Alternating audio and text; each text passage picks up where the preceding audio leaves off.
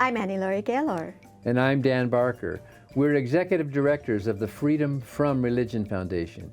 Today, we'll be talking with an atheist minister. Yes, that's not an oxymoron, who was charged with heresy when she announced she no longer believes in God.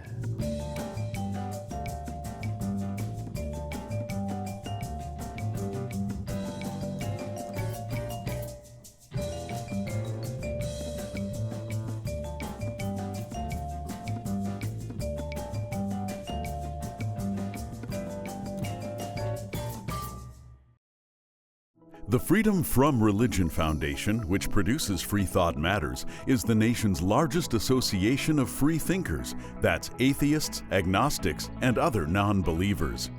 We invite you to join us in our vital work to keep our secular government free from religious influence. Become a member at ffrf.org or ask for a complimentary copy of our newspaper, Freethought Today. Freedom depends on freethinkers. Watch prior episodes of Freethought Matters on FFRF's YouTube channel.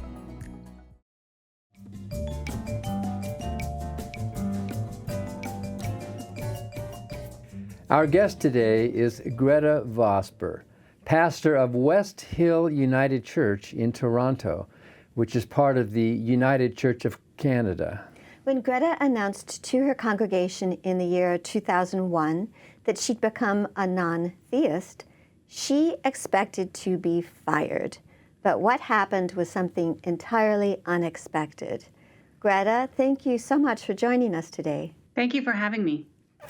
So we saw you in Sarnia a few weeks ago where you gave a very moving talk about what your church and your community and basically what your goal is for the whole world. It was really nice to see you there. Thank you. It was great to see you again, too, and so many wonderful people. So before we get to this drama of you being charged with heresy, can you tell us why you chose to be a minister in the first place and what kind of theological education did you have? Thank you, Dan. That's a very important piece of this whole trail of wonder and destruction that I have been on. When I was a child, I grew up with a Sunday school curriculum that was on the forefront of theological discovery at that point in time. It had been created to bring to the fore much of the contemporary critical scholarship. And so when I went to school, I was taught that God was a verb, God was love, and we were to bring that into the world, that Jesus was a model that we could follow and whose stories we could learn things from. I don't actually remember ever hearing about the Holy Spirit, but I really never had the traditional understandings of God. And for those who are listening who grew up in church and an evangelical church and now find themselves non-believers, you wouldn't even know where we exist. Like, you would just jump from belief to non-belief, and we sat somewhere in the middle there. And so my understanding of theology was very dramatically different than what many, many people had. What did they teach you in your theological education as you were preparing for the ministry? Well, theology had moved on even further since then. And so when I was at theological college in the late 80s, we were exploring creation spirituality. We were followed the work of Matthew Fox. We dug deep into critical exegesis, exploring the texts and taking them apart, setting them in a historical context, parsing the words for what they would have meant in the original Aramaic rather than Hebrew, which was built on the Aramaic. And really explored what was happening. We were very critical of many of the miracle stories in both the New and the Old Testaments, and would pick them apart to see what the story that was trying to be told, in the same way that storytellers tell stories now for a particular purpose. We were trying to figure out what that was, but we didn't understand it literally, and we never promoted it as being literal.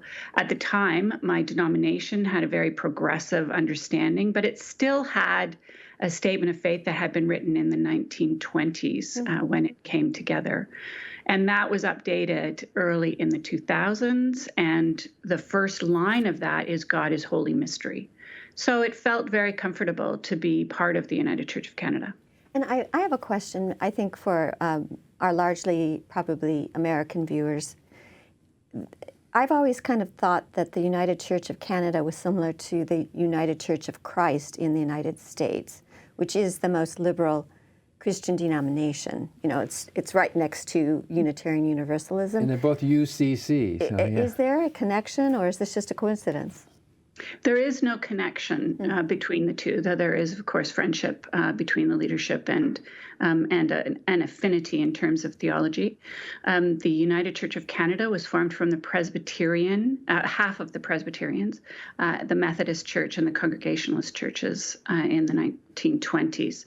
So we have a different history, but we would be very, very comfortable in each other's pews, I would expect. So did the UCC, the United Church of Canada, my understanding is that it was very early, for example, to be comfortable with same-sex civil unions and then same-sex marriages. Is that true?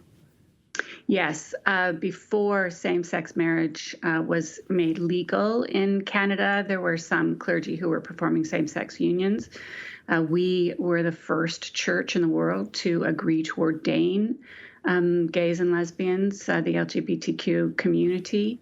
We did that in 1988, which was just as I was in the middle of my theological education. It was a turning point for the church and a huge impact on the United Church at that point in time. As you can imagine, many congregations chose to leave the congregation at that point in time.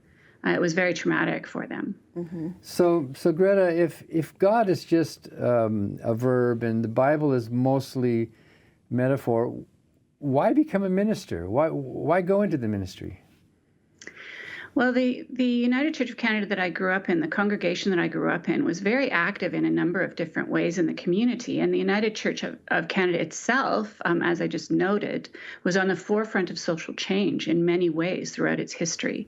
The interpretation of the Bible that was undertaken for decades was brought to the fore, and generally it came to mean that we were to care for our communities, care for ourselves in ways that allowed us to be active in community in a positive way, care for our families, care for the communities around us, and care for those who had no voice and invite them into the conversation.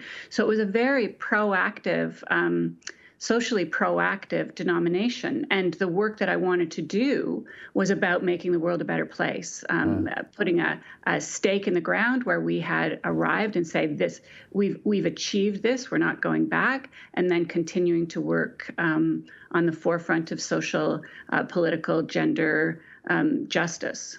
So it was a natural thing for me to do. And I was very supported by the clergy of my home congregation. Fast forwarding ahead to 2001, this is when you announced your non-theism. Why did you feel that necessary, and why did that happen? What was that journey? Was it because of 9/11? That may have been a factor, but the congregation that I served when I started there in 1997 followed a minister that had a very high liturgy. And I believe, but I've not done any study on this, but I believe that often clergy move into a very high liturgical way of doing things when they can no longer rely on the beliefs that their community believes that it is founded upon. So rather than attack those beliefs, they go into a high liturgy. So I was deconstructing that at the time because I felt that I wanted a more interactive, more intimate engagement with the community rather than, a very high church model. And so that led me to question and challenge many of the assumed structures of the language that were used in the church. And that's when I really needed to say, I don't believe in the God, Father, Son, and Holy Spirit that we are said to believe in the church, that my understanding of God is about right relationship, about working toward that relationship and being committed to it, and having a burning urgent need to live out love and beauty and justice into the world. So that was, I think, a very significant part of the articulation of what my ministry was about to be at that point in time. It seems like a very brave thing for a minister to announce to a congregation that you are now a non-theist. Were you afraid you were going to get fired? What were you expecting might happen?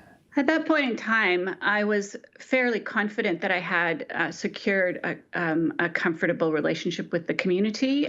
However, I am a member of a presbytery. I'm responsible to the presbytery and to the congregation. And so there was always the concern that there would be a review done. There was an article published in the United Church Observer in 2005 called Believing Outside the Box. And it was about my beliefs and what I was doing at West Hill. And it triggered letters to the editor for 3 years from people who were very angry and from people who were very supportive. And there was a lot of controversy around that. And that's, at that point in time, some of the members of Presbytery started distancing themselves from me, which was that's challenging when people that you share work with begin to judge you on a articulation of belief which had been part of the substance of the United Church for decades. It's not like I had come up with a new way of seeing or thinking about Christianity. I simply was wanting to bring into the community space exactly what I believed and to encourage them to as well. So you had just announced to your congregation that you were an atheist. Did you also... Non-theist. A non-theist. Did you also announce to the, I don't know how it works, the heads up in the UCC, or was it just a community thing? Well, I had announced it to my congregation, but once it got published in the Observer, it was a real heads up for the denomination. But really, there was nothing that they were going to do at the time. They had been writing a new statement of faith over the course of a few years. West Hill started to write a statement of faith in 2003, and then the United Church began their own journey toward doing that. So we laid off on ours for a while. And when we got back together and sat around a table and decided to write our own statement of faith, the very first thing that happened, and I think you'll find this intriguing, the very first thing that happened was that people around the table said, but wait a minute. A statement of faith does nothing but divide a community because it says you're in and you're out because of what you believe. And they immediately began saying that they wanted to write a statement about how they wanted to live. And, I couldn't have been more moved by that self-determination that they had taken upon themselves. Much of it perhaps encouraged by the leadership of my predecessor and me during the years leading up to that. But certainly owned by them and something that they were going to make happen. And so we wrote a document called Vision Works, which guided us for 5 years. We built into it the requirement that it be rewritten every 5 years. I have never been involved in it being rewritten since then. And it has guided the congregation throughout its journey. Well, it looks like you have a bottom-up structure rather than a top-down structure where your congregation is thinking for themselves then. It's pretty amazing. Yes, absolutely. So absolutely. then 2013, you actually labeled yourself or announced that you are an atheist. Is that what happened? Yes. We had been very active in supporting people around the world who were in challenging situations. And in February of 2013, Avijit Roy and his partner were attacked on the streets of Dhaka in Bangladesh as part of the right-wing reaction to atheists in that country. He was murdered. Bonya was injured in that assault. And I came to know about that situation through a refugee who had come to Canada, Raihan Abir, and became aware of the tragic unfolding of the number of murders that were taking place in Bangladesh.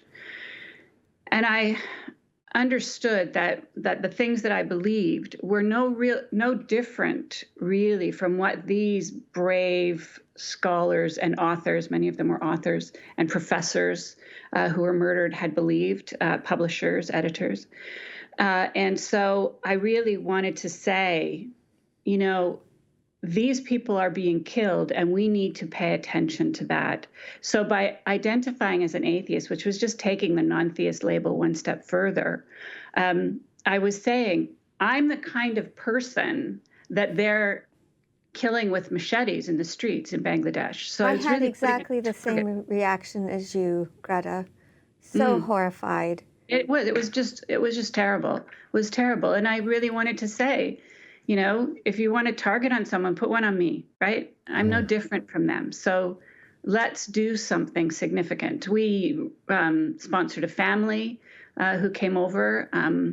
His picture, his name was repeated 6 times on the kill list in the various pseudonyms that he used, and his picture was on a massive banner that was marched through the streets of Dhaka. So it was just such a tragic and horrible time, and I couldn't just stand by and say, oh, those poor people over there. I was doing the same thing and was allowed to do it publicly and was allowed to invite people to embrace the things that I believed, which were the same things that they believed. And so that's why I identified as an atheist. So we're talking with Gretta Vosper, who is an atheist minister and who actually was charged with heresy when that became well known. And when we come back, Greta, we're going to ask you to finish that story and then talk more about how you espouse your humanist views with the congregation.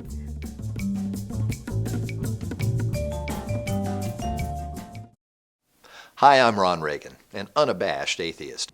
When I first recorded that commercial back in 2014, being openly atheist in America was still fairly uncommon.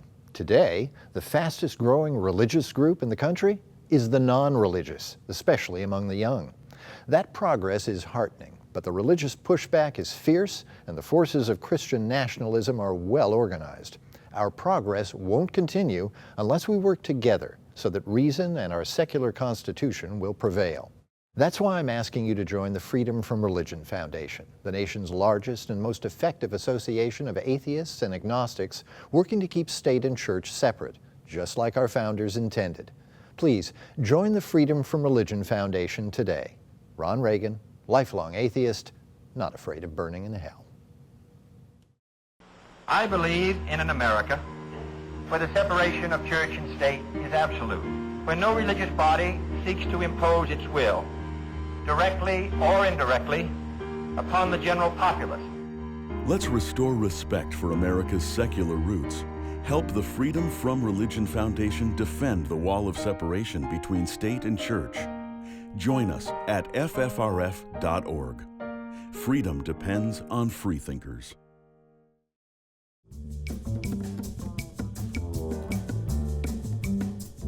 And welcome back to Freethought Matters. We're continuing our conversation with Gretta Vosper, who is an atheist minister in a church near Toronto. And Greta, you were telling us about your motivation for not only publicly identifying as a non-theist and an atheist, and why then your church denomination charged you with what amounts to heresy. Can you tell us how that came about and what was the fallout from that? I'm not really sure what triggered the conversation. I think that it was simply that I was getting too much, there was too much information happening about my having identified as an atheist. And so the denomination wanted to make it clear that they were not an atheist denomination. And so so they decided they had a meeting and decided to vote that I be reviewed with a formal hearing to ensure that I was in compliance with their belief systems. However, at that point in time, their belief systems were fairly vague, and there was no way that they could actually do that. So they sent the request to the General Secretary, who unlike many denominations, has no theological training. She had no theological training whatsoever, but she was sent the responsibility for coming up with some way in which I could be reviewed. So she decided that what would happen was they made a ruling that ministers had to be in ongoing affirmation of the statement of faith and a belief in the Holy Spirit, Father, Son, and Holy Spirit. And the Trinity, Father, Son, and Holy Spirit, and then impose that backwards upon me. I recall when Scott and I were speaking in New Zealand, we met with the Presbyterian minister there, and this was some years before. And Scott's your husband? Yes, Scott is my husband. Thank you. And he told us that that this would be the last church he was ever in. And we said, why? Because he was very young. And he said, because every time we need to move from one congregation to another, we need to confess that we believe in the Westminster Confession, which was written in 1672 or something like that. And he said, I can never say that again. So the United Church had never had that. But because of the situation with my identifying as an atheist, they determined that they needed to put that into play. And so that's what they did. And then I was tried on whether or not I was still in ongoing affirmation of belief in God, Father, Son, and Holy Spirit. So we can properly call this a heresy trial? Yes. We avoided doing that for a long time because we didn't want to make it, a big thing. I mean, it was a big thing, but we didn't want it to seem extreme. So we didn't do that for a very long time. But it needed to be named that because that's exactly what it was. I was raised and trained in the United Church of Canada, and I had been consistently nurtured within it, and my theology had been nurtured by the scholars that it embraced. So to identify as an atheist wasn't a huge step for me because my understanding of God had always been non-theistic. I'd never believed that there was a thing called God or a person called God. And so to identify, for many people, the next step is to identify as a non-theist, as I had early on. And that's very accepted in the United Church of Canada. Many people identify as a non-theist. But for me, to identify as a non-theist was skirting the issue. And to identify as an atheist, to say, I don't believe in a theistic God, like not just that I believe in some other version of it. I don't believe that there is a power called God, right? Except that we make when we are in relationship with one another. And that's a very powerful thing, right? We can create incredibly beautiful and strong institutions, relationships, all kinds of things. And if you want to use the word God to describe the energy there, that's what I used to do. I'm not doing that anymore because it's misleading and it's problematic. So what happened? Were you convicted or were you what? It took 3 years to get through the process, which was extremely difficult and taxing and expensive. And in the end, the people who had been responsible for starting it actually had moved into other positions. And the people who were left with the responsibility of concluding it recognized that there were some very significant issues with what had been done. The interview that I had, which my legal counsel and I recorded, was not recorded at all by the church, by those who were trying me. The only notes that were taken at that meeting were taken by the lawyer. So the report that came out about my beliefs had egregious errors in it. And so the general membership in the United Church who read that report believed that I was like this vile person trying to destroy the church. So it was personally very, very difficult. My congregation was unbelievably supportive. They wore T-shirts that said, "My United Church includes Greta," and they handed out buttons that said, "Dialogue, not discipline." They were treated terribly when they went to the meetings of the higher echelons of the church. When I was in my interviews, they sat out on the lawn. They weren't allowed in the building, but they sat out on the lawn and read my statements. I mean, there was so much support there. And so much vitriol elsewhere that it was an extremely difficult time. But so in the end, they settled. They settled? Mm-hmm. They settled in the end, and I settled only because I was emotionally and physically exhausted. What they did, I believe, was extremely wrong, against the law in many ways. But I didn't have the energy to take it to the civil courts to have them held accountable for the things that they... So, Greta, we just have 90 seconds left. The congregation, you still have your congregation, you just aren't part of the UCC anymore, is that right? We are still part of the United Church of Canada. Yes, we are. Because they settled. We're not. Oh, they settled. I get it. But we settled, and they are still a vibrant part of the United Church of Canada. Okay, well, so then, briefly, what do you preach now? What has been done for the last 20 years at West Hill is that we lift up the values that we choose to live by. And so we bring in speakers from a variety of different places. We talk about how to live well in the world. We talk about contemporary issues. They've grown their community. They have people on the board who live in Scotland. They have people who join in on their wellness afternoon from Africa, from across Canada and the United States, because it fills a need in community for care and love and support. Wow. Well, as you said, making this world better, or values over faith. Well, thank you so much, Greta, for being with us today. You have, if I can borrow a word, you have quite an inspiring story to tell. Thank you so much. It was great to talk to the both of you. Thank you. So there are atheist ministers, and we appreciate Greta, and we appreciate you for watching Freethought Matters. Because free thought matters.